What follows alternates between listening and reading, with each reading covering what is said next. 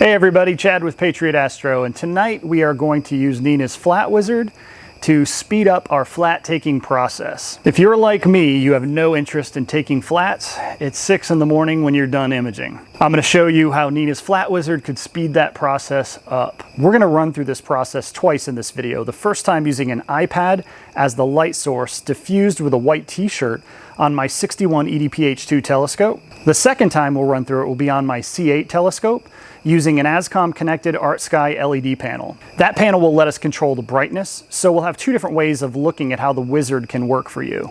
Before we jump in, as always, if you find this video useful, please like the video, share it with others, and subscribe to the channel. Let's go ahead and dive right in.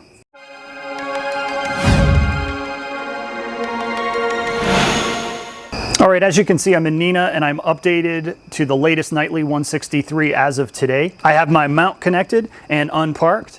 I've got a focuser connected, a filter wheel connected, and my camera connected and cooled to -10 Celsius, which is what I typically shoot at. So let's jump right over into the Flat Wizard. Now, if you're like me, you hate taking flats because they're time consuming. So this is gonna speed up that process. Now let's just run straight through the interface here so you can get familiar with the controls. The first field is the target name. This is the name that Nina will use when creating folders and files on your system, just like any other target you shoot at night. The next two fields are the number of flats to take and the number of dark flats to take. Now, whether you choose to shoot dark flats or not are completely up to you. What the system's gonna do is, based on the flats you do choose to take, if you have dark flats enabled as well, it'll go back through and take corresponding exposure length dark flats to match whatever flat exposure times were determined by the wizard. Here I'm just going to run through and I'm going to take 15 of each. Now with your camera, you may choose not to take dark flats. I know some of you out there, based on the camera models you have, may find that dark flats aren't that important. You may choose with your camera or your methodology not to take dark flats that correspond to your flats. That's fine. You may find that a master bias works just as well. You can set your binning and your gain. Typically you want to shoot using the same parameters you used when shooting your light frames. The next option here is to slew to zenith, and you can choose east side or west side. My camera is on the east side of the telescope mount, so I'm actually going to go ahead and slew to zenith right now so you can see how this works. Now, before everybody jumps in the comments and asks me questions, I'm trying a new setup. I've got my Orion Sirius EQG mount here, and because I typically only have my solar scope on it, it only gets rolled out in the daytime, which seems like an enormous waste of this mount. So what I've done is I've got a dual setup configured where now I've moved my 61 EDPH2 over here as well, so that this mount might get a little bit more use both daytime and nighttime. So you can see I've slewed to zenith, and the trick here is to slew to zenith to point straight up in the air so that when I put my tablet on top, it doesn't fall off. It should be noted that at this point, it also disabled tracking. So it's not rotating at all. It's not tracking the stars. It is pointing at zenith and will stay there for the remainder of this process. Now the wizard mode is next. You can choose dynamic exposure, dynamic brightness, or sky flats. The first part of this video, I'm going to do dynamic exposure, where I'm going to have a consistent light source, meaning the tablet, that will just sit up top and provide light through a white t-shirt. In the second part of the video, I'll show you how the configuration changes slightly when you have a panel capable of doing dynamic brightness, where you can adjust the brightness as well as the exposure length. And then finally, with sky flats, I'll show you that at the very end, although I will not demonstrate it. So notice the next option is either single mode or multi-mode. If you only have one filter or just a one-shot color camera, you can choose single mode and either kick it off immediately or try to adjust some parameters and then kick off the process. In this video, I'm going to do multi-mode, where I actually run through every enabled filter that I select. It is important to understand you can pick and choose which filters you need flats for at this time.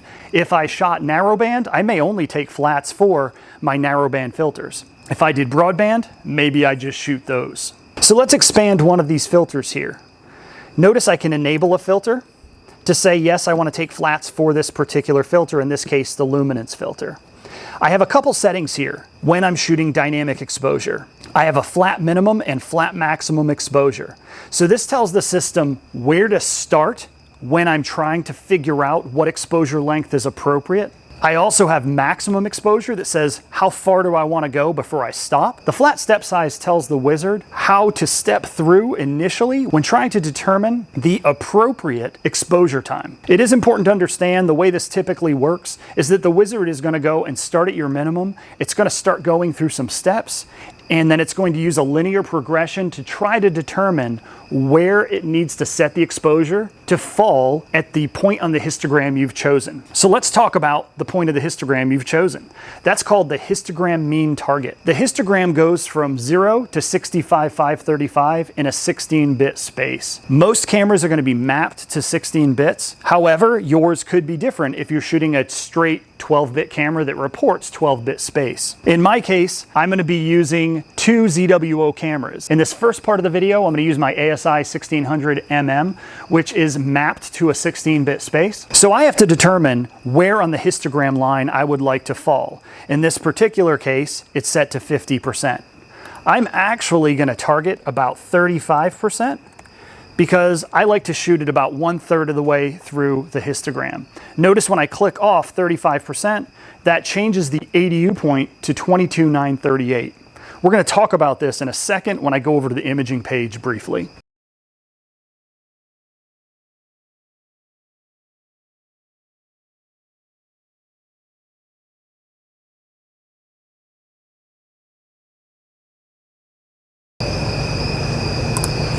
So what I find tends to work, especially on things like the luminance filter, is I find that you may need to go to a 15% tolerance. You can even push that higher if you want, but it really depends on what kind of a range you would like around your mean histogram. Now that I've got this temporarily set up here, let's talk a little bit about the histogram.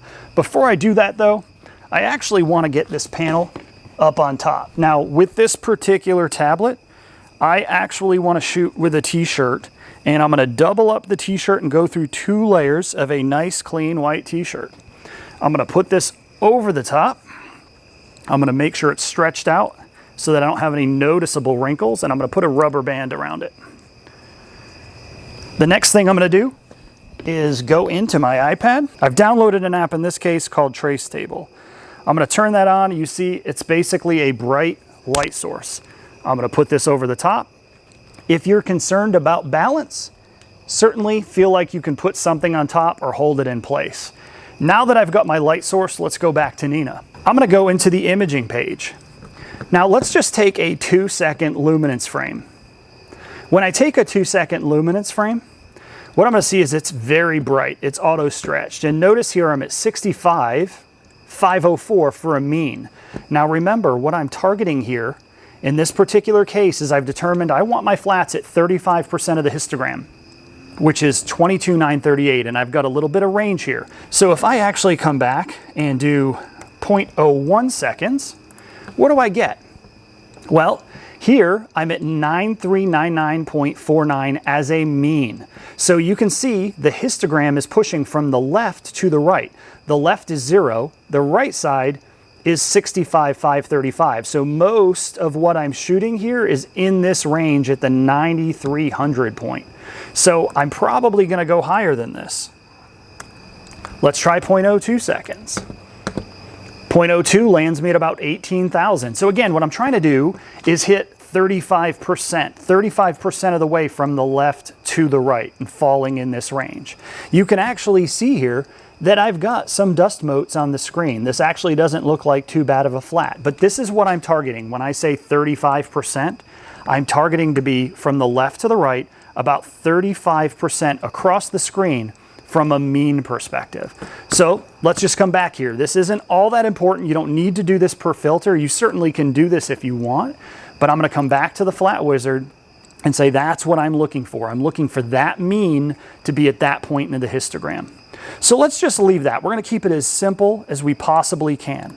So that was the luminance. And let me just speed through this part, and I'm going to set these parameters, the 35% histogram for the remainder of the filters. Okay, I've got all of them set to 35%. The next thing that we'll see here at the bottom of all of your filters in multi-mode is pause between filters off. I don't need to pause between filters because I have an electronic filter wheel connected. If you're using a manual filter wheel, or a filter drawer, you may need to set this to on, obviously, so that it'll pause and prompt you and tell you to change the filter before it picks up and starts taking the next set of flats. Okay, I've got everything set the way I want. We're gonna go ahead and kick this off. So it's gonna attempt to find a spot that works, and we can see that in this particular case, after 5 tries of trying at the minimum and then going up our step size that was predefined, it ran into an issue. So what it's telling me here is that it wants me to change the step size or the tolerance. So what I want to do is it's estimating an exposure of 0.02, and notice we started at 0.01, but the step size the wizard started with was 0.1. So we went from 0.01 to 0.11 and then potentially 0.21 as it looked for that linear place where the ADU worked.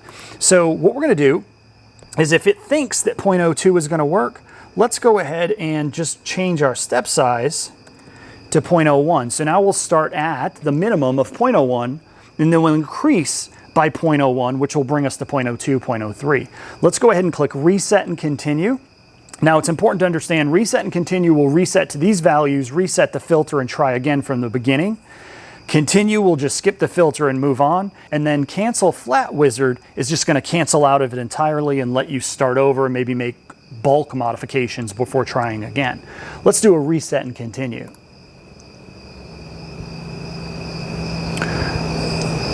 So it stepped through, and it seems to want us to try to adjust the step size again. Notice here, the current mean that we landed on was 18,746, which was a bit lower than we were targeting, right? It's just below our tolerance range.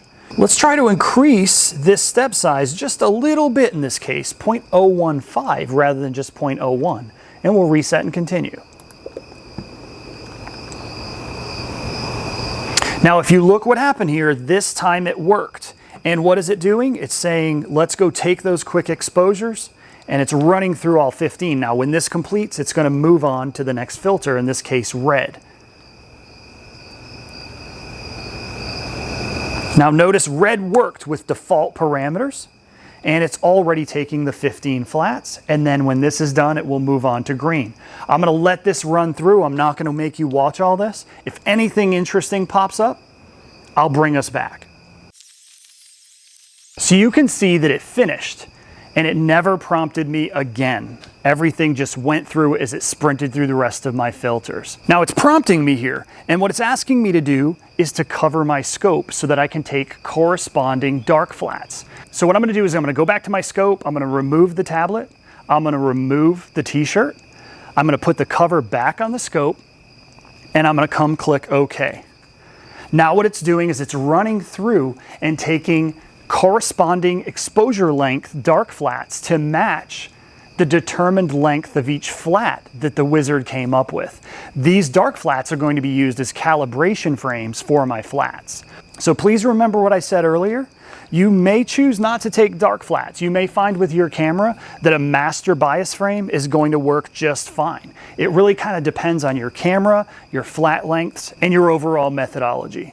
All right, you can see it's done. Went straight through. The entire process was actually pretty quick and pretty clean. As much as you may hate taking flats, this is going to speed up the process. That went through very, very quickly. And that was with me going through every filter. The reality is if I shoot nothing but a narrow band target that evening, I only need to take flats for my 3 narrow band filters. I can run through this very quickly, and it's not as painful as your typical flat process may be. So let's go ahead and pause for a second. And when I come back here momentarily, I'm going to jump right back in to my C8 with a configurable brightness ASCOM connected panel.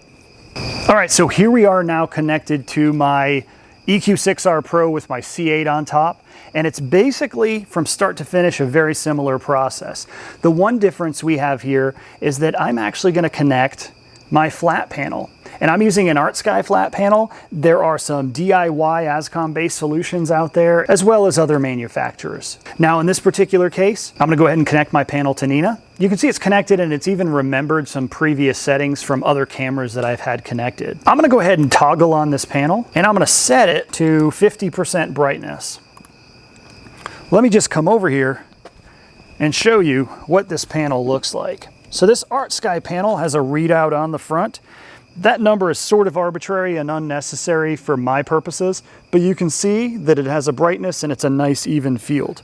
So I'm just gonna leave this down here and let's jump right back into Nina and move on with the wizard. Just like before, we're gonna go into the flat wizard and you have the same parameters. I'm gonna bump this down to 15 of each. I'm not gonna go any higher than that tonight. I'm gonna slew my telescope again to the east. So let me slew this mount over to the east. While it's doing that, we can look at the wizard mode options. And in this case, I'm gonna use dynamic brightness because I actually have a panel that can control the brightness level. I have single mode and multi-mode. We're gonna go into multi-mode because I'm gonna run through all of my filters. I'll toggle on my luminance and expand it. Now notice there are some differences. To speed up the process here, I'm using a system where I've already run through the wizard one time, but it's the same type of process where it will just guide you through capturing the appropriate length and brightness level, in this case, of exposures. So the difference here is, notice I have a minimum flat panel brightness of 30%. I've got a maximum of 90%. I've got a flat step size of 5. Now this is 5% brightness, right? I'm not dealing with exposure length dynamically, I'm dealing with brightness dynamically. Then I do have an exposure time, but it's a static setting. I'm looking in this case for all of my broadband filters to have 1 second exposure lengths. In my narrowband, I'm gonna do 2-second exposures. I'm not dynamically changing the exposure length, I'm dynamically changing the brightness. What am I targeting here? I'm gonna target 35% of the histogram. And in this case, right now, I'm shooting at a tolerance of 10%. If I just go and toggle all of these on, it's very similar. The only difference is I'm varying brightness. So before we start, we need to head back over. Now that we're pointing at zenith, I'll take the cap off and I will put the panel up on top. Now this panel is 12 volt connected as well as USB connected. Now that it's up top, we're gonna go ahead and click Start Sequence. Notice the panel comes on, albeit pretty dimly at first. I can expand the view and we'll let it step through. It has found a workable brightness level for our luminance filter, and it's gonna run through all 15 very quickly, and then it'll move on. Now, even though I'll be speeding up the frame rate of this video to get us through it much more quickly, you'll probably notice the brightness of the panel go up and down throughout the entire wizard run through.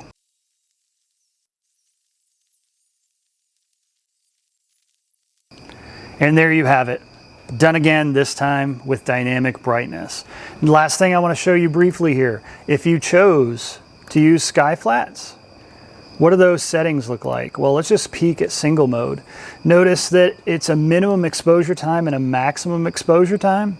It has a flat step size in seconds, and it has a histogram target and mean tolerance. It's very similar to dynamic exposure. Now, the methodology for how it approaches this is different. I'm gonna provide a link in the description below to the process used by the developers as the core foundation of the methodology behind the scenes for what's gonna happen with sky flats.